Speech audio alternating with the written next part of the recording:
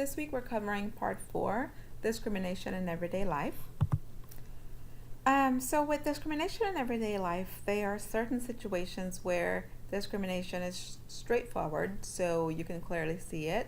For example, refusing to hire someone who's qualified because of their race or their gender or sexual orientation or anything else like that, that you can clearly see that it was discrimination if it was based on those things, if those persons were qualified. There are certain situations where those situations are less clear cut, so it's not as easy to prove that it was based on discrimination.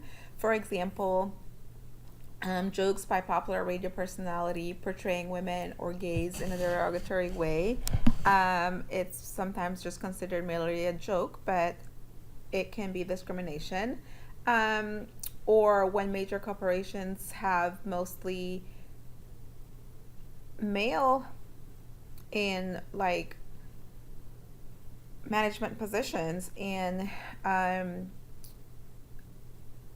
it's not as clear to see that it's discrimination, but a lot of times it's based on discriminatory hiring practices why women are not in those positions. All right, so the problem with discrimination, there's 3 levels of discrimination the book talks about. The first one is individual discrimination. So with individual discrimination, it's not, it's mostly like hidden. It's not, most of the times it's not intentional.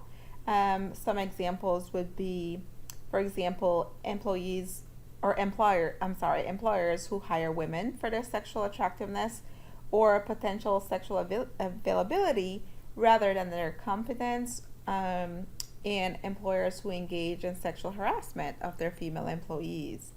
Another example would be when families who assume that property values would decrease when minorities move into that neighborhood, and so therefore they move out of those neighborhoods if minorities move in. So those are individual discrimination. Organizational, these practices are done by individuals, but is often reinforced by the well-established rules, policies, and even practices of the organizations. These actions are often regarded simply as part of the organization's way of doing business and are carried out by the individuals or just part of their daily work. So an example of that one would be, for example, seniority rules. So when applied to jobs historically held only by white males, it makes it for more recently hired minorities and females more subject to layoff. The last hired first fired, and so therefore less eligible for advancement for minorities and women. Another example would be preferences shown by many law and medical schools in admission of children of wealthy and influential alumni, where nearly all of whom are white. So those are more organizational discrimination because that's based on rules and policies of that organization. Structural discrimination. These happen within the field of employment, education, housing, and government, and between these structural areas. So there is a classic cycle of structural discrimination that reproduces itself. So discrimination in education denies the credentials to get a good job. Discrimination in employment denies the economic resources to buy good housing, and discrimination in housing confines minorities to school districts providing inferior education.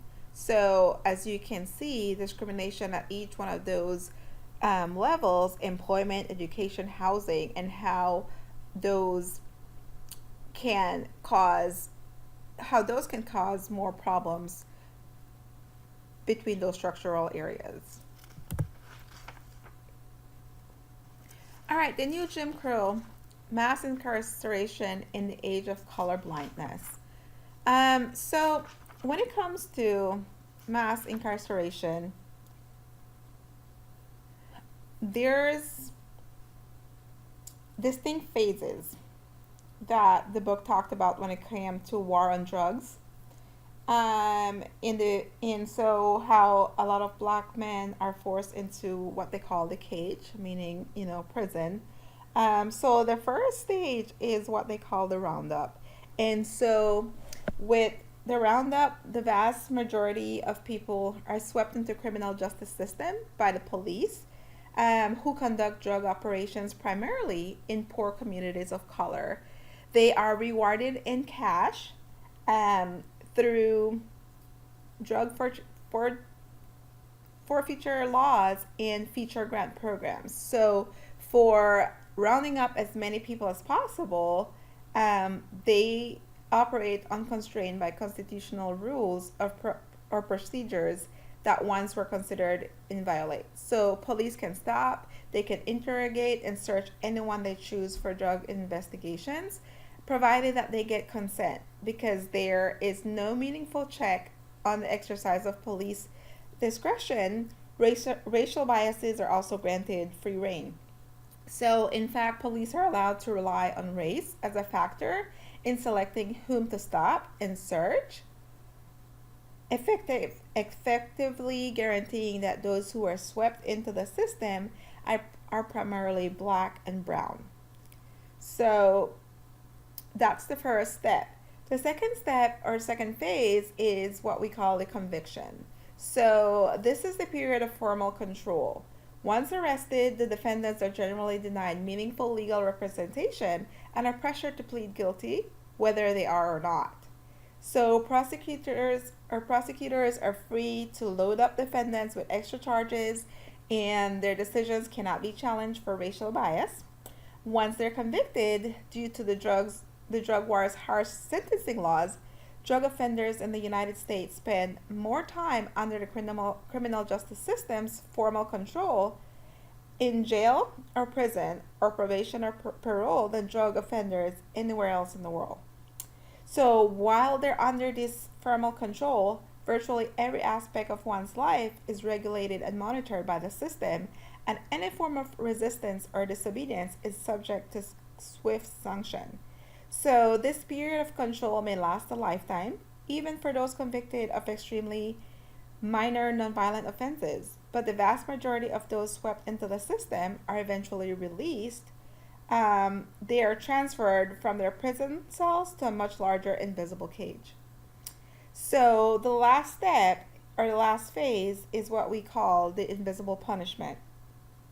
So, this unique set of criminal sanctions that are imposed on individuals after they step outside the prison gates is the form of punishment that operates largely outside of public view and takes effect outside the traditional sentencing framework. So these sanctions are imposed by operation of law rather than decisions of a sentencing judge, yet they often have a greater impact on one's life scores than the months of or years one actually spends behind bars. These laws operate collectively to ensure that the vast majority of convicted offenders will never integrate into mainstream white society. So they will be discriminated against legally for the rest of their lives.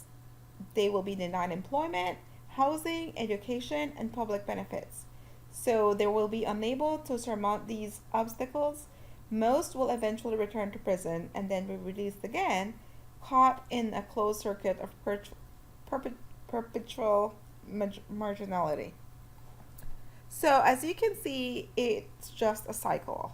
They go through this phase, and because of the specifics that happen throughout this phase, it just keeps repeating itself. All right, deportations are down, but fear persists among undocumented immigrants. So, while reading this chapter, I had to take a look at when this book was, printed, or the last update they did. And I think the last one was 2016. So I feel like, I think a lot of the data is outdated. So when it said that deportations are down, maybe back then it was.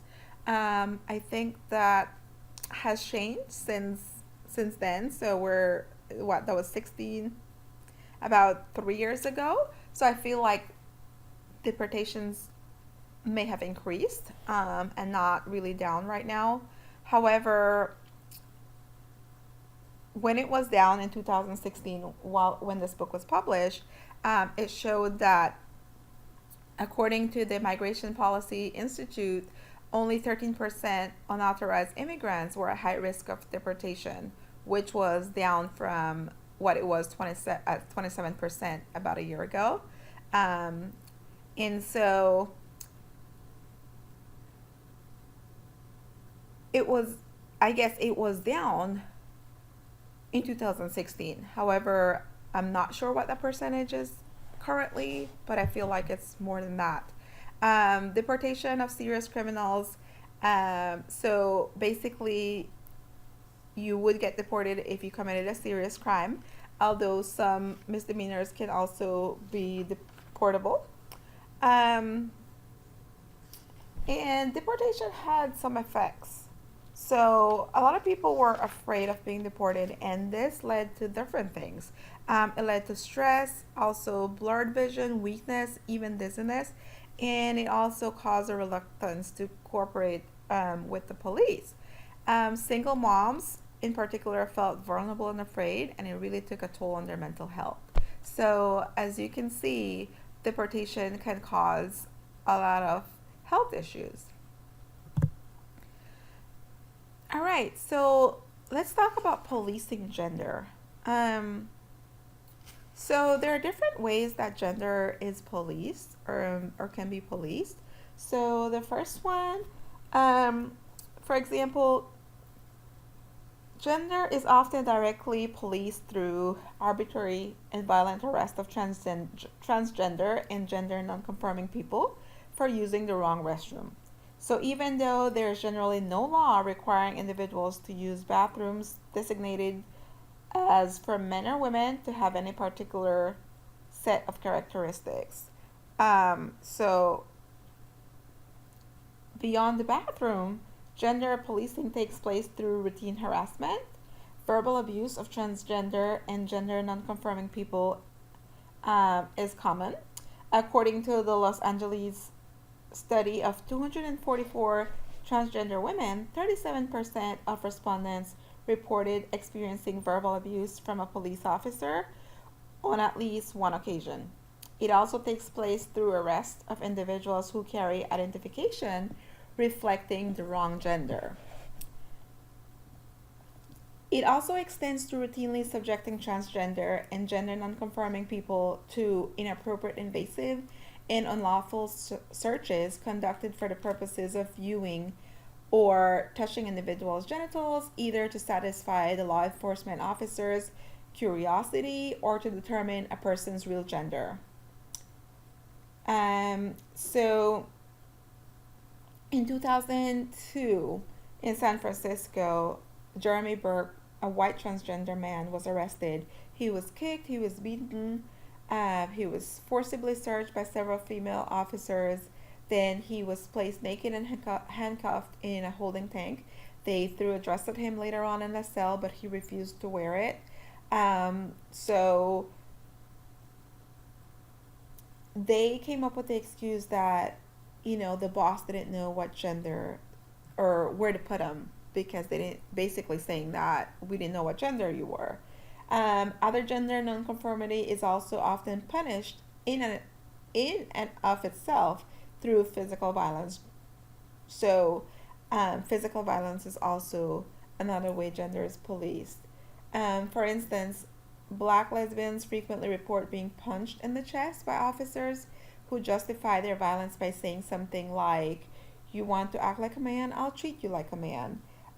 Others have reported being raped by police officers as well. So as you can see, it's pretty bad. So the Transgender Crucible. If you read chapter 5, it'll It was a really interesting story about Cece McDonald. So please read through that, and you get to learn about her experience and the whole situation about what happened. I'm not going to go into detail too much about that, but um, how she was being bullied or, yeah, like violent. It was one of those things where she was being bullied and someone came after her, and she, um, I guess it led to, her defending herself, and the other person ended up dead. And so she went to jail for that. So, um, it is definitely not a safe place for the transgender population.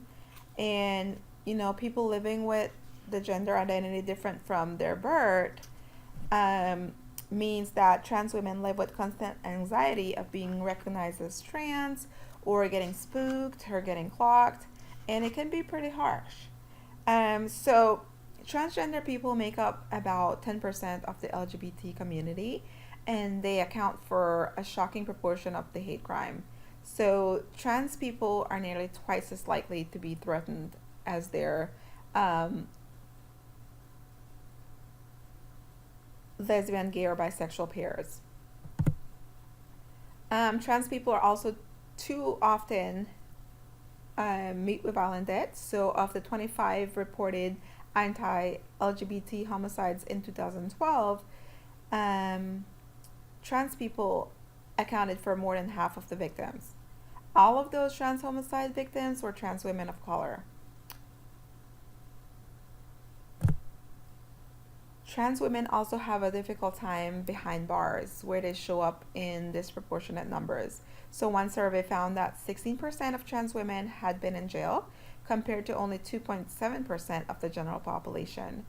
And then, once in prison, they pose a dilemma because a study of 7 California prisons showed that 59% of transgender inmates reported being sexually abused, compared to only 4.4% of the general inmate population. So, as you can see, those numbers are definitely higher for the transgender population. Okay, where English only falls short. So, companies scramble to cope with multiple languages in the workplace. And they were the go to people when customers needed advice in Spanish about eyeshadow or perfume. But when Hispanic employees wanted to speak Spanish to one another, they say it was forbidden, even on lunch break. So they couldn't even speak their own language during lunch. 5 women who worked for the cosmetic store Sephora in New York filed complaints, and the Equal Employment Opportunity Commission sued last fall on their behalf.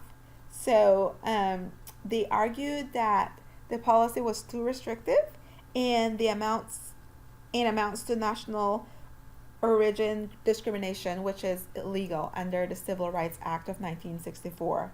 So the Civil Rights Acts of 1964 was or is an important act that you need to remember. It will be on your test. Just wanted to throw that out there. So all of the women, talked about how hurtful it was to be told that they could not speak their own language.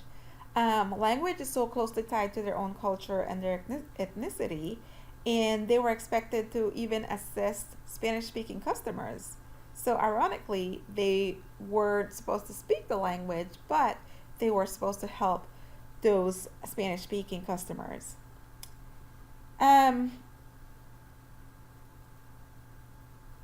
and as companies hire from a more diverse labor pool, they reap the benefits of bilingualism, but they also run into other problems. So, um, already about a fifth of the nation's population speaks something other than English as their primary language, and many of them have limited English proficiency that can also lead to costly mistakes or low productivity.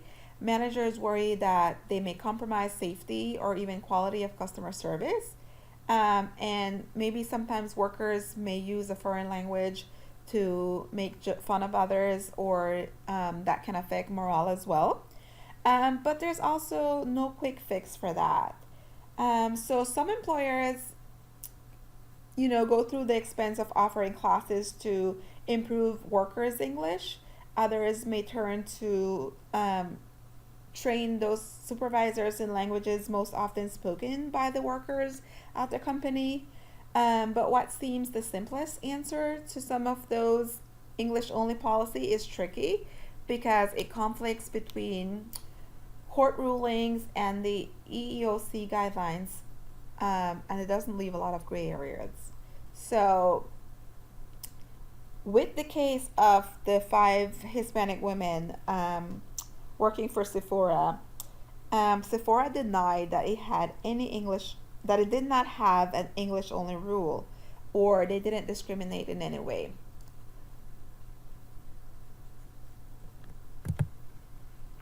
All right, so another interesting,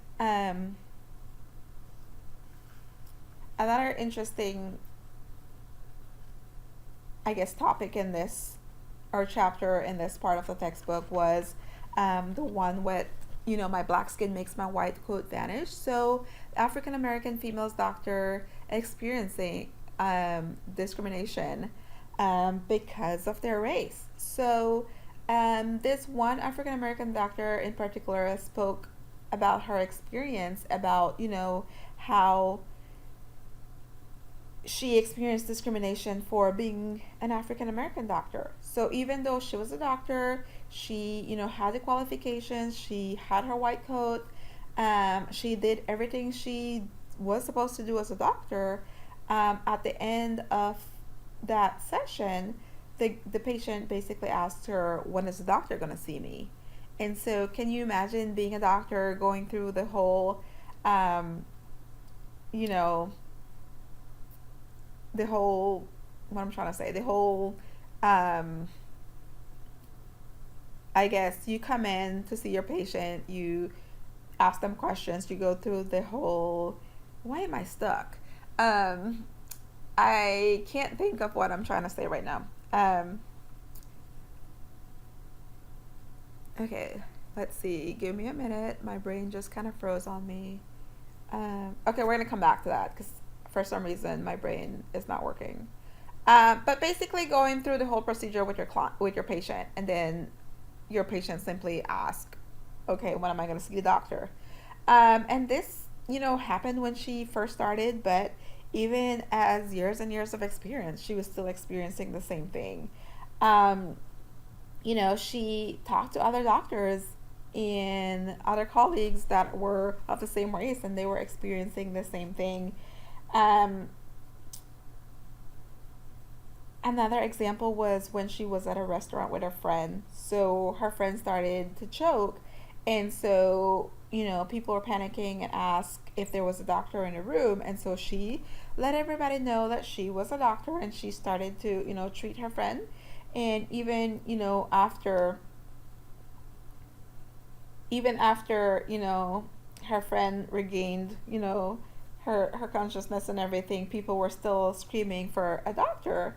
And so finally, two white male doctors showed up, and when they verified that, her friend was okay, then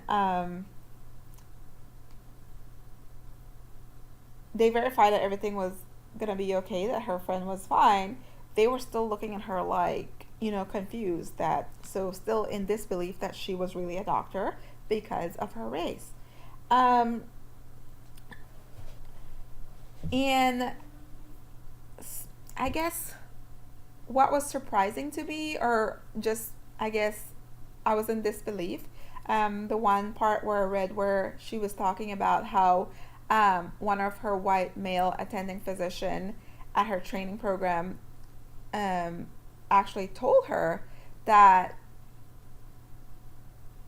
he could walk in wearing a t-shirt and jeans, and he'll always be seen as a doctor even without introducing himself. But she will not. So, can you imagine a colleague like telling you that? I mean, I don't know. It seemed that he was trying to comfort her, but I mean, that's not how she took it. Like, can you imagine your colleague telling you, oh, I guess, I don't even have to try, and I won't get, I won't even have to try, but you'll try and you still won't get the respect that you deserve.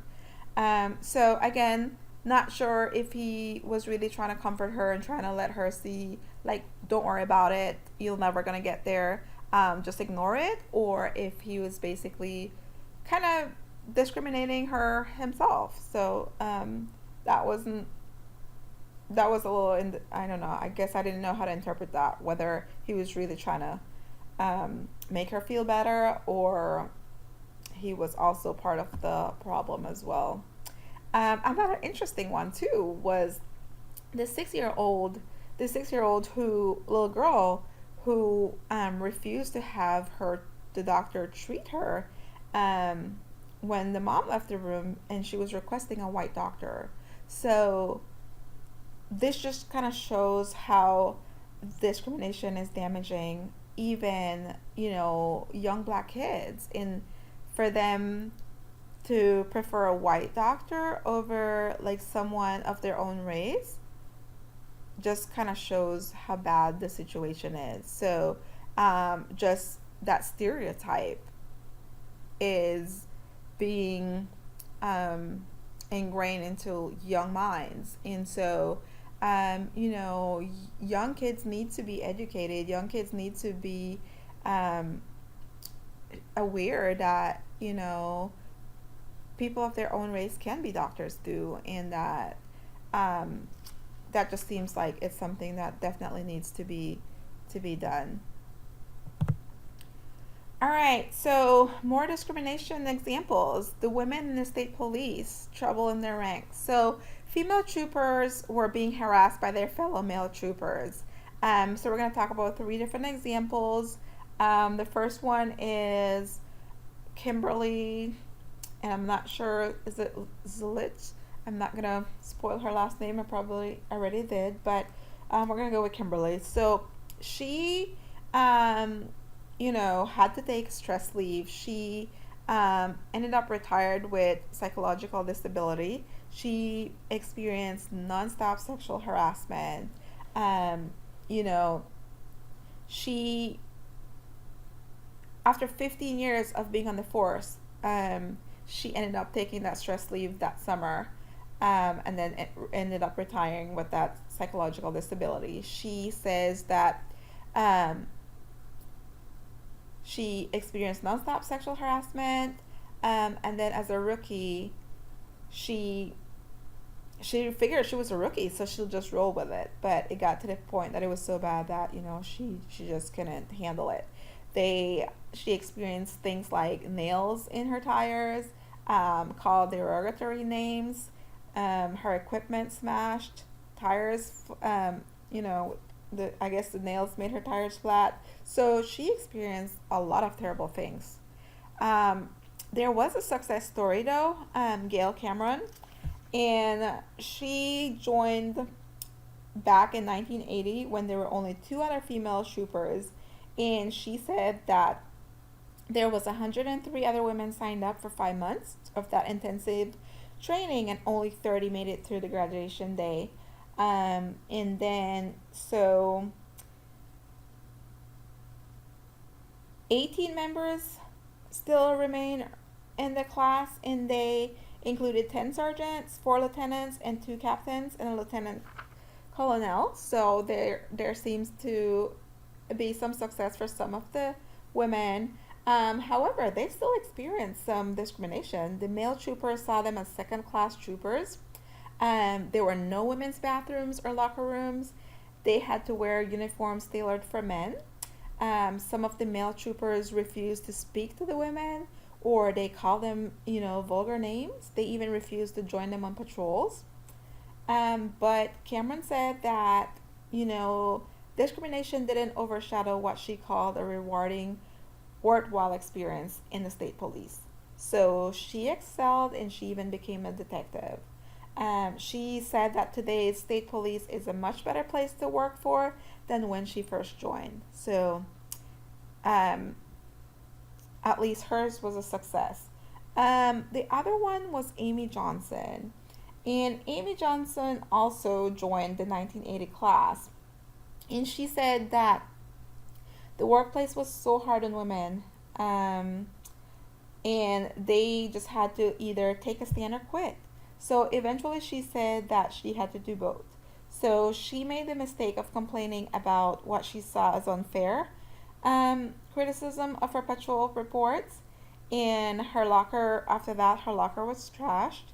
Um, Lingerie catalogs were left in her mailbox. Supervisors belittled her in front of subordinates, and they even locked her out of the station exercise room. She said she was a physical and mental wreck.